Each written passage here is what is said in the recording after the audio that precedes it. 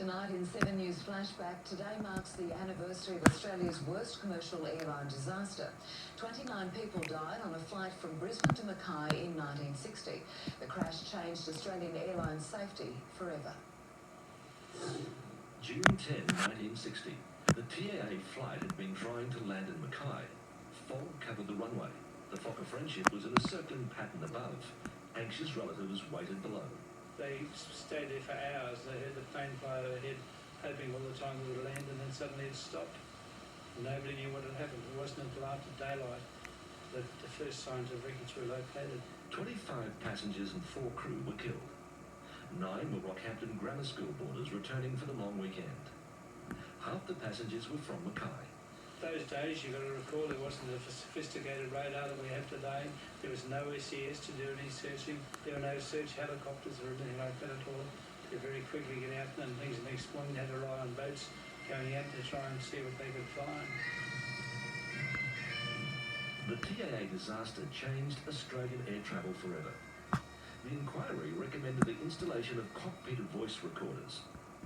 While the 29 deaths in the TAA crash was Australia's worst commercial airline disaster, just 5 kilometres west was the site of Australia's worst wartime air disaster, which killed 40 people at Bakers Creek.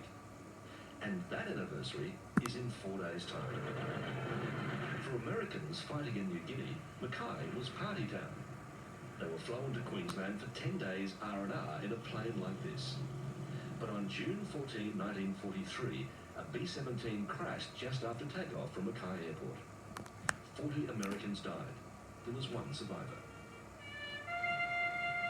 Today at the site there's an abattoir owned by the Japanese. An American general has just visited. These young men, a long way from home, died for freedom. Died for an ideal that all are created equal. And so we must remember them. And I cannot thank personally enough the Bakers Creek Committee for continuing to keep their memory alive and to keep the ideal they fought for alive. To maintain morale during the war, the crash was kept secret.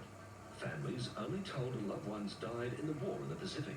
Finding out about my brother in 1999, I finally found out the true story of how he got killed. Del Sparrow was one of the pilots who flew the plane, but fate or luck put a colleague in charge of the fatal flight. He and I took the coin, but he went instead of me. Over the past decade, Mackay residents have contacted most of the American families to tell them the truth. They still have one to find. Time for Sunday Sport now, and here's Pat. Thanks, Aaron. Hello, everyone.